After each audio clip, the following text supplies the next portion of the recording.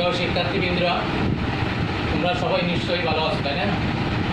অনেকদিন পরে আমাদের সাথে ক্লাসে যুক্ত হলাম।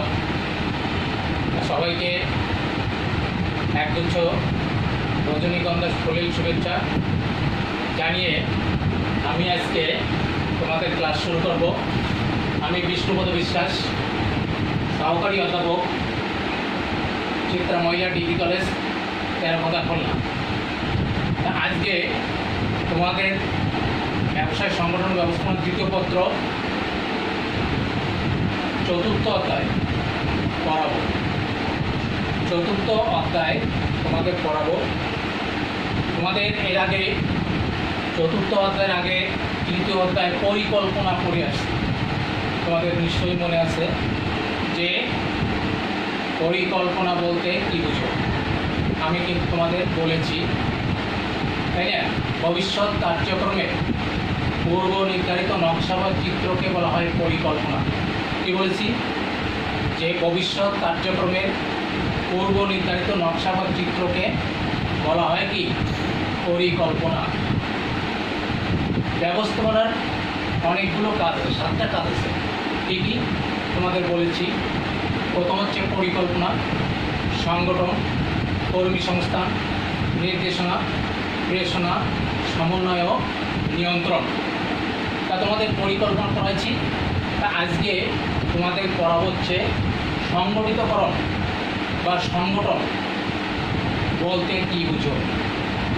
সংগঠন বা সংগঠিতকরণ বলতে কী বুঝো এর একটা তোমাদের আমি ধারণা দেব। তোমরা সবাই মনোযোগ সহকারে শোনো। ব্যবস্থাপনা প্রক্রিয়ার দ্বিতীয় গুরুত্বপূর্ণ কাজ হচ্ছে সংগঠিতকরণ। তাহলে দ্বিতীয় গুরুত্বপূর্ণ কাজ কি? এই সংগঠিতকরণ, তাই না? এখন পরিকল্পনাকে যদি বাস্তবে রূপদান করতে হয়, তাহলে প্রতিষ্ঠানে যে সমস্ত উপকরণ দিয়ে নিয়োজিত থাকবে, এই উপকরণটিকে কী করতে হবে? সংগঠিতকরণ করতে হবে।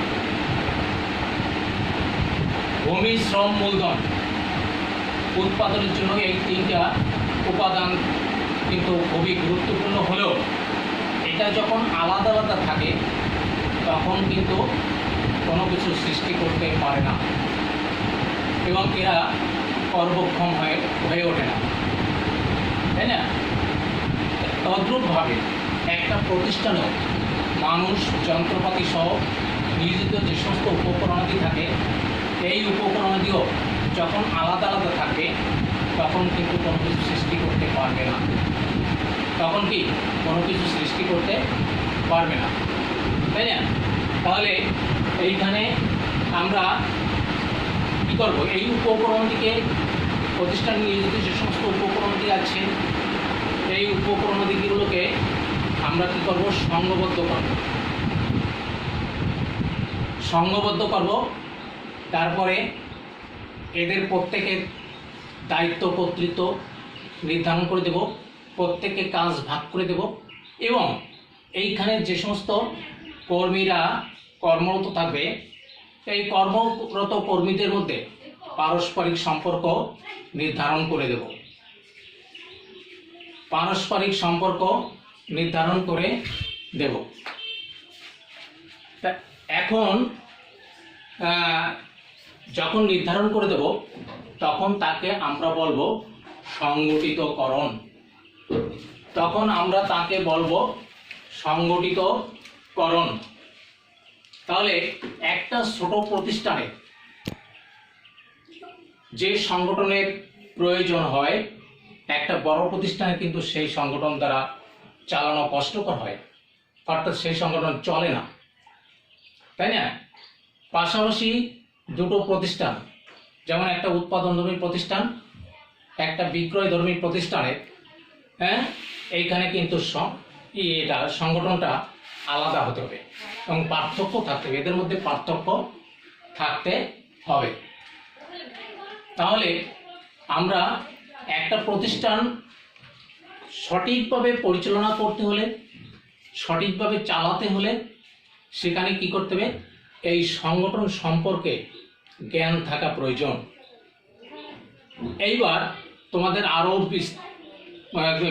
বিস্তারিত আমি বলবো। এই সংগঠিতকরণের সমর্থক শব্দ হলো সুসংবদ্ধকরণ। কি বলছি? সংগঠিতকরণের সমর্থক শব্দ হলো সুসংবদ্ধকরণ, গঠনকরণ, নির্মাণ, সংগঠন ইত্যাদি। এবার যখন বিভিন্ন উপাদানকে বা আলাদা আলাদা কোনো কিছুকে কি করব, সংঘবদ্ধ করে দেব বা সম্পর্কযুক্ত করে দেব, তখন তাকে বলবে সংগঠিতকরণ। তখন তাকে বলা হবে কি? সংগঠিতকরণ। এখন কাজ বিবেচনায় কিন্তু সংগঠিতকরণ এবং সংগঠন একই অর্থে ব্যবহৃত হয়। কাজ বিবেচনায় এই সংগঠিতকরণ আর সংগঠন কিন্তু একই অর্থে ব্যবহৃত হয়। এখন বলা হচ্ছে যে অন্যভাবে যদি আমরা বলি যে গুণ বা ভাব অর্থে কতিপয় লোক মিলে যখন একটা দল বা প্রতিষ্ঠান গঠন করা হয় তখন তাকে আমরা বলবো সংগঠন। তখন তাকে আমরা বলবো কি? সংগঠন। কতিপয় লোক যখন কোনো কিছু করার উদ্দেশ্যে একত্রিত হবে তখন তাদের মধ্যে কিন্তু একটা পারস্পরিক সম্পর্কের সৃষ্টি হবে। তখন তাদের মধ্যে একটা পারস্পরিক সম্পর্কের সৃষ্টি হবে, তাই না? এখন যখন সম্পর্ক সৃষ্টি হবে তখন সেখানে কেউ থাকবে নেতা, কেউ অনুসারী, কেউ ঊর্ধ্বতন, কেউ অর্ধস্তন। তাহলে আমি কি বললাম?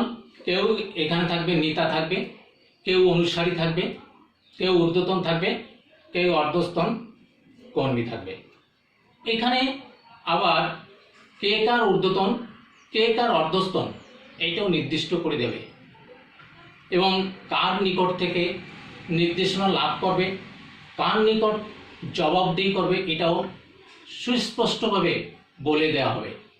এইটাকে আমরা যখন সংঘবদ্ধ করব তখন কিন্তু একটা সংগঠন কাঠামোর সৃষ্টি হবে। আর যখন সংগঠন কাঠামো সৃষ্টি হবে তখন তাকে আমরা বলবো সংগঠিতকরণ বা সংগঠন। এই সংগঠন সম্পর্কে বোঝা গেছে। এইবার তোমরা দেখো মোস্ট ইম্পর্টেন্ট অর্গানাইজিং। অর্গানাইজিং শব্দটি কিন্তু organism. Organizing, O R G A N I S I N G. Organizing শব্দটা থেকে অর্গানাইজিং শব্দ থেকে কিন্তু অর্গানিজম শব্দ এসছে। অর্গানাইজিং শব্দ থেকে অর্গানিজম। কি বলছি? অর্গা, O R G A N I S M, organism এই শব্দটা আসছে, তাই না? যার অর্থ হলো কোনো কিছু পার্থক্য বিশিষ্ট, অর্থাৎ অনেকগুলো উপাদানকে কি করা হয়? সংগঠিতকরণ করা হয়। আর যখন অনেকগুলো উপাদানকে সংগঠিতকরণ করা হয় তখন সামগ্রিক কোনো কিছু সৃষ্টি হয়। তোমাদের একটা উদাহরণ দিলে আরও সুন্দরভাবে বুঝতে পারবে। তা হচ্ছে শিশুরা, তাই না, যখন প্লাস্টিকের খেলনা নিয়ে খেলে তখন কিন্তু প্রথম অবস্থায় বোঝা যায় না যে এ দিয়ে কি তৈরি হবে, কিন্তু এই উপকরণগুলোকে যখন একটার সাথে অন্যটা সংযুক্ত করে দেওয়া হয় তখন বোঝা যায় যে কি তৈরি হবে। একটার সাথে অন্যটার যখন সম্পর্ক যুক্ত করে দেওয়া হয় তখন হয় একটা বিল্ডিং তৈরি হবে, বাড়ি তৈরি হবে, এটা কিন্তু বোঝা যায়। কিন্তু তদ্রূপভাবে একটা প্রতিষ্ঠানও যে কর্মীরা থাকবে, এইখানে যে কাজ থাকবে, বিভাগ থাকবে, উপবিভাগ থাকবে, এই বিভাগ উপবিভাগ কাজ একটার সাথে আরেকটার যখন সম্পর্কযুক্ত করে দেওয়া হবে তখন কোনো কিছু সৃষ্টি হবে। তখন কি হবে? কোনো কিছু সৃষ্টি হবে। তাই উদ্দেশ্য অনুযায়ী কাজগুলোকে বিভাজন, তারপরে কি বিভাজন করার পরে দায়িত্ব কর্তৃত্ব অর্পণ এবং প্রতিষ্ঠানের যে সমস্ত কর্মীরা কর্মরত থাকবে এই কর্মরত কর্মীদের মধ্যে পারস্পরিক সম্পর্ক নির্ধারণ করে দিতে হবে, যেটাকে বলা হয় সংগঠিতকরণ বা সংগঠন। তাহলে এত সময় তোমাদের কি পড়ালাম আমি? সংগঠিতকরণ, সংগঠিতকরণ বা সংগঠন, এইটাই তোমাদের পড়ালাম। তাহলে এইটার সম্পর্কে তোমরা কিছু বুঝলে? নিশ্চয়ই বুঝেছো, তাই না? তাহলে তোমাদের এইবার আমি পড়াবো সংগঠিতকরণের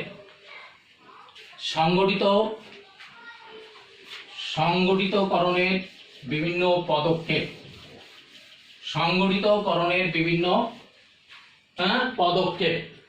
সংগঠন প্রক্রিয়ার বিভিন্ন পদক্ষেপ, সংগঠিতকরণ বা সংগঠন প্রক্রিয়ার বিভিন্ন পদক্ষেপ। তোমরা সবাই খেয়াল করো, এইটা তোমাদের আমি পড়াবো। হ্যাঁ,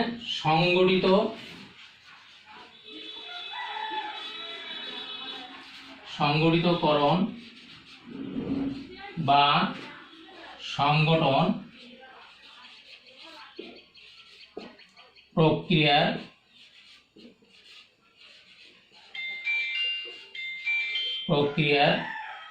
বিভিন্ন পদক্ষেপ।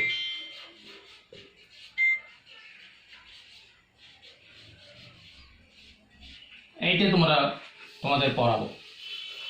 সবাই মনোযোগ সহকারে শোনো।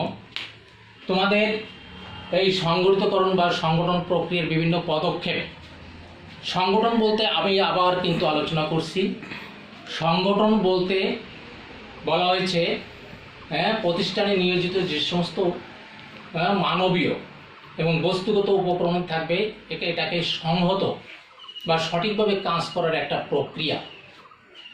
এ সম্পর্কে এল এ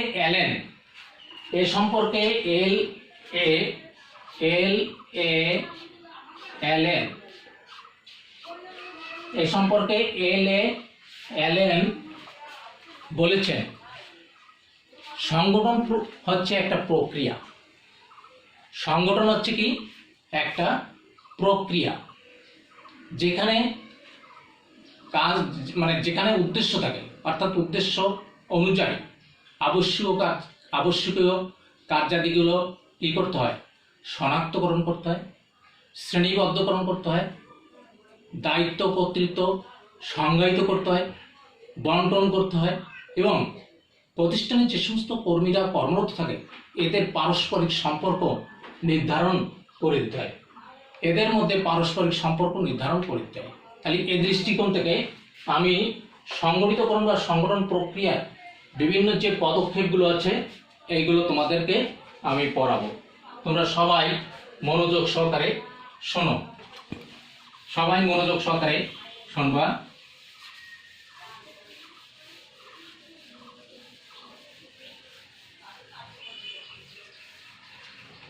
সবাই খেয়াল করো, সংগঠিতকরণ বা সংগঠন প্রক্রিয়ার পদক্ষেপকে চারটে ভাগে ভাগ করা হয়েছে। কয়টা ভাগে ভাগ করা হয়েছে? চারটে ভাগে ভাগ করা হয়েছে। একটা হচ্ছে কি? কার্য বিভাজন বা বিভাগীয়করণ। একটা হচ্ছে কার্য বিভাজন বা বিভাগীয়করণ। আর একটা হচ্ছে কি? আর একটা হচ্ছে দায়িত্ব কর্তৃত্ব সংজ্ঞায়িতকরণ। কি? দায়িত্ব কর্তৃত্ব সংজ্ঞায়িতকরণ। আর একটা হচ্ছে দায়িত্ব কর্তৃত্ব অর্পণ। দায়িত্ব ও কর্তৃত্ব অর্পণ। আর একটা হচ্ছে পারস্পরিক সম্পর্ক নির্ধারণ। তাহলে এই প্রথম পয়েন্টটা কি? প্রথম পয়েন্টটা আমরা আলোচনা করব। প্রথম পয়েন্টটা হচ্ছে কার্য বিভাজন। কার্য বিভাজন বা বিভাগীয়করণ।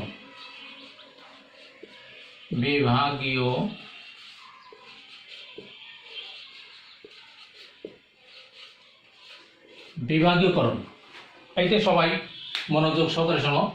কার্য বিভাজন বা করণ। সংগঠন প্রক্রিয়ার প্রথম পদক্ষেপ হচ্ছে কার্য বিভাজন বা বিভাগীয়করণ। কার্য বিভাজন বা বিভাগীয়করণ। তা এখন তোমাদের এই কার্য বিভাজন বা বিভাগীকরণ বলতে বলা হয়েছে যে এখানে কাজগুলোকে কি করতে হবে, নির্দিষ্ট করে দিতে হবে, কাজগুলো শনাক্ত করতে হবে। প্রথম হচ্ছে কি, কাজগুলো শনাক্ত করতে হবে, তারপরে কাজগুলো নির্দিষ্ট করে দিতে হবে। কাজগুলো নির্দিষ্ট করে দেওয়ার পরে কাজের প্রকৃতি অনুযায়ী বিভিন্ন শ্রেণীতে বিভক্ত করতে হবে। বিভিন্ন শ্রেণীতে কি করতে হবে, বিভক্ত করতে হবে। এবং বিভক্ত করার পরে এইটা আমরা যদি এই কার্য শনাক্ত না করি, কার্যগুলোকে আমরা বিভাগীয়করণ না করি, তখন কি হবে, প্রতিষ্ঠানে কিন্তু কর্মী সংস্থান করা এবং দায়িত্ব অর্পণ করা সম্ভব হবে না। ধরা যাক সজীবকে একটা ক্লাবের দায়িত্ব দেওয়া হয়েছে, তাই ক্লাবের দায়িত্ব যখন দেওয়া হবে তখন ক্লাবের উদ্দেশ্যটা কি তাকে বুঝে নিতে হবে। ক্লাবের উদ্দেশ্যগুলো কি কি তাকে বুঝে নিতে হবে। এখন একটা ক্লাবে কিন্তু বিভিন্ন বিভাগ থাকে, তাই না? অর্থাৎ এখানে ক্রীড়া বিভাগ থাকে, তারপরে সংস্কৃতি বিভাগ থাকে, তারপরে অফিস বিভাগ থাকে। এই যে বিভিন্ন কাজগুলো কি করা হয়েছে, এখানে শনাক্ত করা হয়েছে, কাজগুলো বিভাজন করা হয়েছে। কাজগুলো কি করা হয়েছে, বিভাজন করা হয়েছে। তাহলে আমরা এইটা কার্য বিভাজন বা বিভাগীকরণ এই সম্পর্কে তোমাদের বলেছি, তোমরা হয়তো কিছুটা বুঝতে পারছো।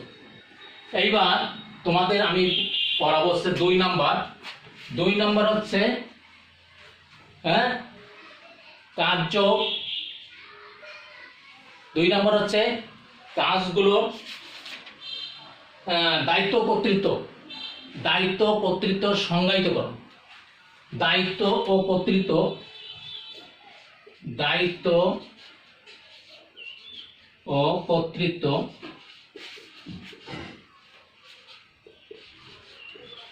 সংজ্ঞায়িতকরণ। সংজ্ঞায়িত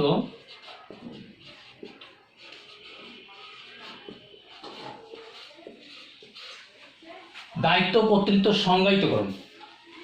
এখানে দায়িত্ব কর্তৃত্ব সংজ্ঞায়িতকরণ করতে বলতে কি বলা হয়েছে, আমরা সংগঠন প্রক্রিয়ার প্রথম পদক্ষেপে পড়াইছি। প্রথম পদক্ষেপে বলা হয়েছে কি, যে কার্য বিভাজন বা বিভাজন। তাহলে কাজগুলো ভাগ করার পরে দ্বিতীয় গুরুত্বপূর্ণ কাজ হচ্ছে দায়িত্ব কর্তৃত্বের সীমারেখা নির্ধারণ করা। কি বলেছি, দায়িত্ব কর্তৃত্বের সীমারেখা নির্ধারণ করা।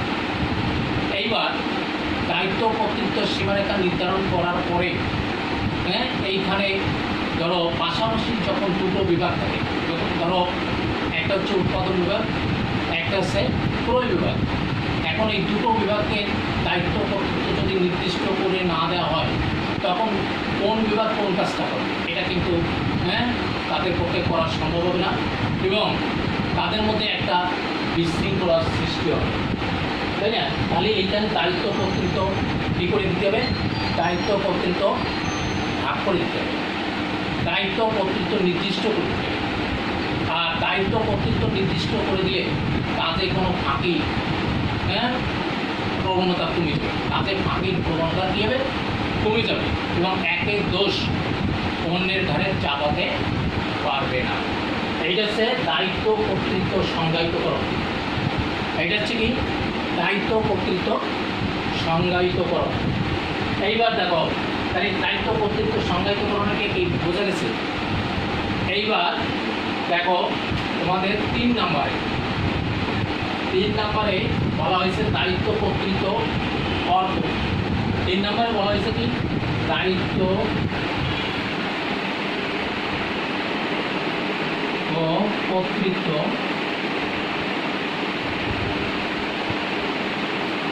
অর্পণ। দায়িত্ব কর্তৃত্ব অর্পণ সংগঠন প্রক্রিয়ায় দায়িত্ব কর্তৃত্ব সংজ্ঞায়িতকরণ করার পরে আমাদের দায়িত্ব কর্তৃত্ব অর্পণ করতে হবে, তাই না? এটা হচ্ছে সংগঠন প্রক্রিয়ার আর একটা গুরুত্বপূর্ণ কাজ, সংগঠন প্রক্রিয়ার আর একটা গুরুত্বপূর্ণ পদক্ষেপ, তাই না? তাহলে এইখানে আমরা কী করছি, দায়িত্ব কর্তৃত্ব নির্দিষ্ট করে দিচ্ছি। এইবার দায়িত্ব কর্তৃত্ব কী করতে হবে, অর্পণ করতে হবে। এই দায়িত্ব কর্তৃত্ব যখন অর্পণ করো তখন কিন্তু দায়িত্ব এবং কর্তৃত্ব সমান হওয়া উচিত, সমানভাবে ভাগ করে দিতে হবে, সমানভাবে ভাগে ভাগ করে দিতে হবে। দায়িত্ব কর্তৃত্ব যদি সমানভাবে ভাগ না করে দেওয়া হয় তাহলে কিন্তু একটা বিশৃঙ্খলার সৃষ্টি হবে, তাহলে কিন্তু বিশৃঙ্খলার সৃষ্টি হবে। অর্থাৎ প্রতিষ্ঠানে যে সমস্ত ব্যক্তিবর্গ নিয়োজিত থাকে এই নিয়োজিত ব্যক্তিকে কোন কাজটা কীভাবে দিতে হবে, কোন কাজটা তাকে কোন কাজটা তাকে আমরা দিয়েছি, এখানে তাকে কর্তৃত্ব অর্পণ, দায়িত্ব দেওয়ার সাথে সাথে কর্তৃত্ব অর্পণ করতে হবে। এই দায়িত্ব কর্তৃত্ব যখন দুটোই সমানভাবে অর্পণ করা হবে তখন তাদের মধ্যে কাজের গতিশীলতা বৃদ্ধি হবে। কী হবে? তাদের মধ্যে কাজের গতিশীলতা বৃদ্ধি পাবে। আর কাজের গতিশীলতা বৃদ্ধি পেলে কী হবে? প্রতিষ্ঠানে উৎপাদনশীলতা বৃদ্ধি পাবে। প্রতিষ্ঠানে কী হবে? উৎপাদনশীলতা বৃদ্ধি পাবে। এইবার দেখো 4 নম্বরে বলা হয়েছে এই পারস্পরিক সম্পর্ক নির্ধারণ। কী বলা হয়েছে? পারস্পরিক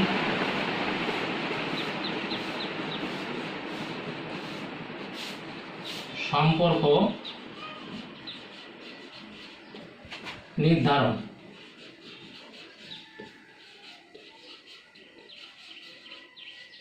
পারস্পরিক সম্পর্ক নির্ধারণ। এইবার দায়িত্ব কর্তৃত্ব অর্পণ করার পরে প্রতিষ্ঠানে যে সমস্ত ব্যক্তিবর্গ নিয়োজিত থাকে এই নিয়োজিত ব্যক্তিবর্গের মধ্যে কী করতে হবে? পারস্পরিক সম্পর্ক নির্ধারণ করে দিতে হবে। অর্থাৎ এইখানে কে কার ঊর্ধ্বতন, কে কার অধস্তন, কে কাকে নির্দেশ প্রদান করবে, কার নিকট জবাবদিহিতা প্রদান করবে, জবাবদিহি করবে, এটা নির্ধারণ করে দিতে হবে। আর তা না হলে কী হবে? প্রতিষ্ঠানে দ্বৈত অধীনতার সৃষ্টি হবে।